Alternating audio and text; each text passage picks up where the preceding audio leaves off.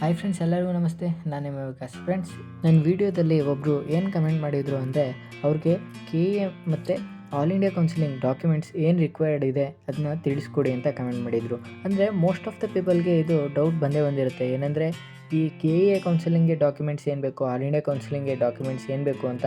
ಅಂದರೆ ಅವೆರಡರ ಮಧ್ಯೆ ಡಿಫ್ರೆನ್ಸ್ ಏನಿದೆ, ಏನೇನು ಆಲ್ ಇಂಡಿಯಾ ಕೌನ್ಸಿಲಿಂಗ್ಗೆ ಬೇಕಾಗಿರೋದು KA ಕೌನ್ಸಿಲಿಂಗ್ಗೆ ಬೇಡ, ಮತ್ತು ಏನೇನು KA ಕೌನ್ಸಿಲಿಂಗ್ ಬೇಕಾಗಿರೋದು ಆಲ್ ಇಂಡಿಯಾ ಕೌನ್ಸಿಲಿಂಗ್ ಬೇಡ ಅನ್ನೋದು ತುಂಬ ಡೌಟ್ ಇರುತ್ತೆ. ಮತ್ತು ಒಂದೇನು ಹೇಳೋಕ್ಕೆ ಇಷ್ಟಪಡ್ತೀನಿ ಅಂದರೆ, ಈ ಆಲ್ ಇಂಡಿಯಾ ಕೌನ್ಸಿಲಿಂಗ್ ಟೈಮಲ್ಲಿ ಯಾವುದೇ ರೀತಿಯಾದ ಡಾಕ್ಯುಮೆಂಟ್ಸು ಬೇಕಾಗಿರಲ್ಲ. ಅಂದರೆ ನಾವು ಅಡ್ಮಿಷನ್ ಟೈಮಲ್ಲಿ ಡಾಕ್ಯುಮೆಂಟ್ಸ್ ಬೇಕಾಗಿರುತ್ತೆ. ಸೊ ಈಗ ಆಲ್ ಇಂಡಿಯಾ ಕೌನ್ಸಿಲಿಂಗ್ಗೆ ಏನೇನು ಡಾಕ್ಯುಮೆಂಟ್ಸ್ ಬೇಕಾಗಿದೆ ಅಂದರೆ, ಅಡ್ಮಿಷನ್ ಟೈಮಲ್ಲಿ ಯಾವ್ಯಾವ ಡಾಕ್ಯುಮೆಂಟ್ಸ್ ಬೇಕಾಗಿರುತ್ತೆ ಅಂತ ನಾನು ನಿಮಗೆ ತಿಳಿಸ್ಕೊಡ್ತೀನಿ.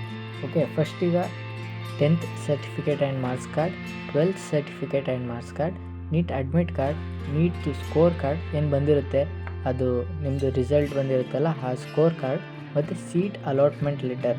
ಈ ಸೀಟ್ ಅಲಾಟ್ಮೆಂಟ್ ಲೆಟರ್ ಯಾವಾಗ ಬರುತ್ತೆ ಅಂದರೆ, ನೀವು ಕೌನ್ಸಿಲಿಂಗ್ ಮಾಡಿಸಿದ್ಮೇಲೆ ಯಾವ ಕಾಲೇಜ್ ನಿಮ್ಗೆ ಅಲಾಟ್ ಆಗುತ್ತೆ ಅದ್ರ ಮೇಲೆ ಲೆಟರ್ ಬರುತ್ತೆ.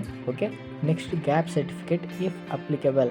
ಅಂದರೆ ಗ್ಯಾಪ್ ಸರ್ಟಿಫಿಕೇಟು, ನೀವೇನಾದರೂ ಡ್ರಾಪರ್ಸ್ ಆಗಿದ್ದರೆ ನೀವು ಗ್ಯಾಪ್ ಸರ್ಟಿಫಿಕೇಟ್ ಮಾಡಿಸ್ಬೇಕು. ನೀವು ಎಲ್ಲಿ ಮಾಡಿಸ್ಬೇಕಂದ್ರೆ, ನೀವು ಯಾರಾದರೂ ಲಾಯರ್ ಹತ್ರ ಹೋಗಿ ಏನು ಮಾಡಿಸ್ಬೇಕಂದ್ರೆ, ನಾನು ಒಂದು ವರ್ಷ ಏನು ಮಾಡ್ತಿದ್ದೆ ಅಂದರೆ ಗ್ಯಾಪ್ ಇಯರಲ್ಲಿ ಏನು ಮಾಡಿದ್ದೆ, ನಾನು ಆ ಟೈಮಲ್ಲಿ ನನಗೆ ಯಾವುದೂ ಕೋರ್ಟಲ್ಲಿ ಕೇಸ್ ಇಲ್ಲ, ಅಂದರೆ ಯಾವುದೇ ರೀತಿಯ ನನ್ನಿಂದ ತಪ್ಪುಗಳಾಗಿಲ್ಲ ಅಂಥೇಳಿ, ಅಂದರೆ ಎಲ್ಲಿ ಸ್ಟಡಿ ಮಾಡಿದ್ದು ಏನು ಅಂತ ಒಂದು ಗ್ಯಾಪ್ ಸರ್ಟಿಫಿಕೇಟ್ ಮಾಡಿಸ್ಕೋಬೇಕು, ಮತ್ತು ಸೈನ್ ಹಾಕ್ಸ್ಕೋಬೇಕು ಲಾಯರ್ ಹತ್ರ.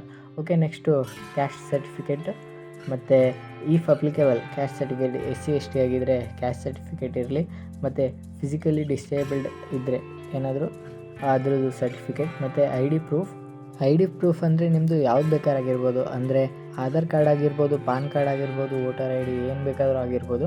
ಓಕೆ, ಅದಾದಮೇಲೆ ನೀವು 8ರಿಂದ 10 ಪಾಸ್ಪೋರ್ಟ್ ಸೈಜ್ ಫೋಟೋಗ್ರಾಫ್, ಅಂದರೆ ನೀವೇನು ಅಪ್ಲಿಕೇಶನ್ ಟೈಮಲ್ಲಿ ಫೋಟೋಗ್ರಾಫ್ ಹಾಕಿದ್ರಿ ಅದೇ ಫೋಟೋಗ್ರಾಫ್ನ ನೀವು ಮತ್ತೆ ತೆಗೆದಿಟ್ಕೋಬೇಕು 8ರಿಂದ 10, ಅಂದರೆ ಅಡ್ಮಿಷನ್ ಟೈಮಲ್ಲಿ ಬೇಕಾಗುತ್ತೆ. ಮತ್ತು ಮೈಗ್ರೇಷನ್ ಸರ್ಟಿಫಿಕೇಟ್, ಅಂದರೆ ನೀವು 12th ಮಾರ್ಕ್ಸ್ ಕಾರ್ಡ್ ಇಸ್ಕೊಳ್ಳೋ ಟೈಮಲ್ಲೇ ನಿಮಗೆ ಮೈಗ್ರೇಷನ್ ಸರ್ಟಿಫಿಕೇಟ್ ಕೂಡ ಸಿಗುತ್ತೆ. ಮೋಸ್ಟ್ ಎಲ್ಲರ ಹತ್ರನೂ ಇರುತ್ತೆ ಅನಿಸುತ್ತೆ ಮೈಗ್ರೇಷನ್ ಸರ್ಟಿಫಿಕೇಟ್. ಮತ್ತು ಇನ್ನು ಟ್ರಾನ್ಸ್ಫರ್ ಸರ್ಟಿಫಿಕೇಟ್, ಅಂದರೆ ನೀವು ಟಿ ಸಿ ಇಸ್ಕೋಬೇಕು ನೀವು ಕಾಲೇಜ್ಗೆ ಇಲ್ಲ ಸ್ಕೂಲ್ಗೆ ಹೋಗಿ. ಮತ್ತು ಏನು ಹೇಳೋದು ಮರೆತೆ ಅಂದರೆ ಕ್ಯಾರೆಕ್ಟರ್ ಸರ್ಟಿಫಿಕೇಟ್. ನೀವೇನಾದರೂ 12th ಪಾಸಾಗಿ ನೀಟ್ ಬರ್ತಿದ್ರೆ ನೀವು ಕ್ಯಾರೆಕ್ಟರ್ ಸರ್ಟಿಫಿಕೇಟ್ನ ಮಾಡಿಸ್ಬೇಕಾಗಿರುತ್ತೆ. ಅಂದರೆ ನೀವೇನಾದರೂ CBSEಲಿ ಓದಿದರೆ ನಿಮ್ಮದು ಟ್ರಾನ್ಸ್ಫರ್ ಸರ್ಟಿಫಿಕೇಟಲ್ಲೇ ಕ್ಯಾರೆಕ್ಟರ್ ಸರ್ಟಿಫಿಕೇಟು ಮರ್ಜ್ ಆಗಿರುತ್ತೆ. ಅದರಿಂದ ಕ್ಯಾರೆಕ್ಟರ್ ಸರ್ಟಿಫಿಕೇಟ್ ಸಪ್ರೇಟಾಗಿ ಏನು ಮಾಡಿಸೋದು ಬೇಕಾಗಿಲ್ಲ. ಓಕೆ, ಈಗ ನಾವು ಕರ್ನಾಟಕ ಕೌನ್ಸಿಲಿಂಗ್ ಟೈಮಲ್ಲಿ ಬೇಕಾಗಿರುವಂಥ ಡಾಕ್ಯುಮೆಂಟ್ಸ್ನ ನೋಡೋದಾದರೆ, ಈ ಕರ್ನಾಟಕ KA ಕೌನ್ಸಿಲಿಂಗಲ್ಲಿ ಏನಾಗಿದೆ ಅಂದರೆ, ಈ ವರ್ಷ ಆನ್ಲೈನಲ್ಲಿ ವೆರಿಫೈ ಮಾಡಿದ್ದಾರೆ. ಅಂದರೆ ನಿಮ್ಮದು rural certificate, Kannada medium certificate ಮತ್ತು ಮುಂತಾದವು ಏನೇನು ಸರ್ಟಿಫಿಕೇಟ್ ಇದೆ ಅದೆಲ್ಲ, ಮತ್ತು ಈ ಇನ್ಕಮ್ ಸರ್ಟಿಫಿಕೇಟ್, ಕ್ಯಾಸ್ಟ್ ಸರ್ಟಿಫಿಕೇಟ್ ಎಲ್ಲ RD ನಂಬರಿಂದ ವೆರಿಫೈ ಮಾಡಿದ್ದಾರೆ. ಅದರಿಂದ ನೀವು ವೆರಿಫೈ ಅಂದರೆ ನಿಮಗೆ ಕೌನ್ಸಿಲಿಂಗ್ ಟೈಮಲ್ಲಿ ಯಾವುದೇ ರೀತಿಯ ರಿಕ್ವೈರ್ಮೆಂಟ್ಸ್ ಇರಲ್ಲ. ಆದರೆ ನಿಮಗೆ ಅಡ್ಮಿಷನ್ ಟೈಮಲ್ಲಿ ಒಂದು ಸ್ವಲ್ಪ ಸರ್ಟಿಫಿಕೇಟ್ಸ್ ಬೇಕಾಗಿರುತ್ತೆ. ಆ ಸರ್ಟಿಫಿಕೇಟ್ಸ್ ಏನೇನೆಂದರೆ, ನಿಮಗೆ 10th certificate and marks card, 12th certificate and marks card, domicile certificate. ಇದು ವೆರಿ ಇಂಪಾರ್ಟೆಂಟ್. ನೀವು ಇಲ್ಲೇ ಕರ್ನಾಟಕದಲ್ಲೇ ಇದ್ದೀರಾ ಅನ್ನೋದಕ್ಕೆ ವಾಸಸ್ಥಳ ದೃಢೀಕರಣ ಪತ್ರ, ಅಂದರೆ ನೀವು ಎಲ್ಲೆಲ್ಲಿ ವಾಸಿಸ್ತಿದ್ದೀರಾ ಅನ್ನೋದ್ರ ಮೇಲೆ ಈ ವಾಸಸ್ಥಳ ದೃಢೀಕರಣ ಪತ್ರ ಇರುತ್ತೆ, ಅದನ್ನ ಮಾಡಿಸ್ಕೊಳ್ಳಿ. ಅಂದರೆ ಕರ್ನಾಟಕದಲ್ಲಿ ನೀವು KA ಕೌನ್ಸಿಲಿಂಗಲ್ಲಿ ಕೂರಬೇಕಂದ್ರೆ ನಿಮಗೆ ಡಾಮಿಸೈಲ್ ಸರ್ಟಿಫಿಕೇಟ್ ಬೇಕೇ ಬೇಕು. ಮತ್ತು ಒಂದೇನು ಹೇಳೋಕ್ಕೆ ಇಷ್ಟಪಡ್ತೀನಿ ಅಂದರೆ, ಈ ನೀಟ್ ಸ್ಟೂಡೆಂಟ್ಸ್ ಯಾರು ಬರೀ ನೀಟ್ ಅಷ್ಟೇ ಬರೆದಿದ್ದೀರಾ, KCT ಬರೆದಿಲ್ಲ, ಅವ್ರಿಗೆ ಆಫ್ಲೈನ್ ವೆರಿಫಿಕೇಷನ್ ಆಗೋ ಚಾನ್ಸಸ್ ಇರುತ್ತೆ. ಅಂದರೆ ಇದೆಲ್ಲ ನಾನೇನು ಡಾಕ್ಯುಮೆಂಟ್ಸ್ ತೋರಿಸ್ತಿದ್ದೇನೆ ಅದೆಲ್ಲ ಆಫ್ಲೈನ್ ವೆರಿಫಿಕೇಷನ್ ಆದರೆ ಇದೆಲ್ಲನೂ ನೀವು ತಗೋಗಿ ಕೊಡಬೇಕಾಗುತ್ತೆ. ಅಂದರೆ KCT ಬರೆದು ನೀಟ್ ಬರೆದಿರೋರ್ಗಾದರೆ ಅವ್ರಿಗೆ ನೀವು ಒಂದಷ್ಟು ಅಡ್ಮಿಷನ್ ಆಗೋ ಟೈಮಲ್ಲಿ ಡಾಕ್ಯುಮೆಂಟ್ಸ್ ಬೇಕಾಗಿರುತ್ತೆ, ಅದನ್ನ ತೋರಿಸ್ತೀನಿ, ಅದಷ್ಟೇ ತೊಗೋಬೇಕು. ಆದರೆ ನೀಟ್ ಸ್ಟೂಡೆಂಟ್ಸ್ ಆದರೆ, ಬರೀ ನೀಟ್ ಬರೆದಿರೋರಾದರೆ ಇದೆಲ್ಲ ಸರ್ಟಿಫಿಕೇಟ್ಸು ನೀವು ವೆರಿಫೈ ಮಾಡಿಸೋಕ್ಕೋಸ್ಕರ ಬೇಕಾಗುತ್ತೆ. ಮತ್ತು ಅಡ್ಮಿಷನ್ ಟೈಮಲ್ಲಿ ಅದರಲ್ಲಿ ಒಂದಷ್ಟು ಡಾಕ್ಯುಮೆಂಟ್ಸ್ನ ನೀವು ಸಪ್ರೇಟಾಗಿ ತೊಗೋಬೇಕಾಗುತ್ತೆ. ಇದು ನಾನೇನು ತೋರಿಸ್ತೀನಿ, ಇದು ನೀಟ್ ಸ್ಟೂಡೆಂಟ್ಸ್ಗೆ. Okay, KCT application, rural certificate ಮತ್ತು Kannada medium certificate signed by BEOದು ಸೈನ್ ಇರಲೇಬೇಕು.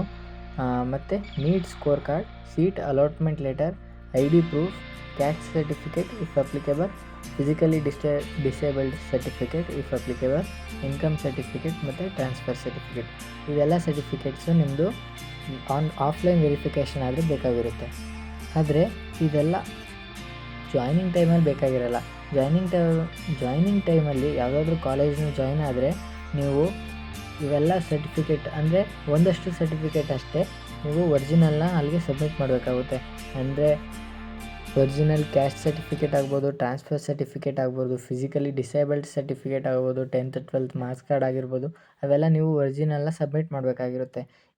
ನೀವು ಕರ್ನಾಟಕ ಕೌನ್ಸಿಲಿಂಗಲ್ಲಿ, ಆಲ್ ಇಂಡಿಯಾ ಕೌನ್ಸಿಲಿಂಗ್ ಆಗಲಿ ಎಲ್ಲೇ ಹೋದ್ರೂ ನೀವು ಒರಿಜಿನಲ್ನ ಸಬ್ಮಿಟ್ ಮಾಡಬೇಕಾಗಿರುತ್ತೆ. ಅದಕ್ಕೋಸ್ಕರ ನಾನೇನು ಹೇಳೋಕ್ಕೆ ಇಷ್ಟಪಡ್ತೀನಿ ಅಂದರೆ, ನೀವು ಫಸ್ಟು ಯಾವುದೇ ಡಾಕ್ಯುಮೆಂಟ್ಸ್ ಇದ್ರೂ ಅದನ್ನ ಕಲರ್ ಜೆರಾಕ್ಸ್ ಮತ್ತು ನಾರ್ಮಲ್ ಜೆರಾಕ್ಸ್ 2 ಕಾಪಿ ತೆಗೆದಿಟ್ಕೊಳ್ಳಿ.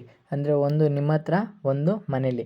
ಅಂದರೆ ನೀವೇನಾದರೂ ಆನ್ಲೈನಲ್ಲಿ ಯಾವುದಾದ್ರೂ ಸ್ಕಾಲರ್ಶಿಪ್ಗೆ ಅಪ್ಲೈ ಮಾಡಬೇಕಂದ್ರೆ ನಿಮಗೆ ಇವೆಲ್ಲ ಡಾಕ್ಯುಮೆಂಟ್ಸ್ ಅಪ್ಲೈ ಮಾಡಬೇಕಾಗುತ್ತೆ. ಅದರಿಂದ ನೀವು ಒಂದು ಕಾಪಿ ನಿಮ್ಮ ಹತ್ರ, ಒಂದು ಕಾಪಿ ಮನೇಲಿ ಇಟ್ಕೊಳ್ಳಿ. ಓಕೆ, ನಿಮ್ಗೆ ಈ ವಿಡಿಯೋ ಇಷ್ಟ ಆಗಿದೆ ಅಂದರೆ ಪ್ಲೀಸ್ ಲೈಕ್ ಮಾಡಿ ಮತ್ತು ಫ್ರೆಂಡ್ಸ್ಗೆಲ್ಲ ಶೇರ್ ಮಾಡಿ. ಯಾರ್ಯಾರೆಲ್ಲ ನೀಟ್ ಮತ್ತು KCT ಎಕ್ಸಾಮ್ ಬರೆದಿದ್ದಾರೆ ಅವ್ರಿಗೆ ಈ ಕನ್ಫ್ಯೂಷನ್ ಹೋಗಲಿ.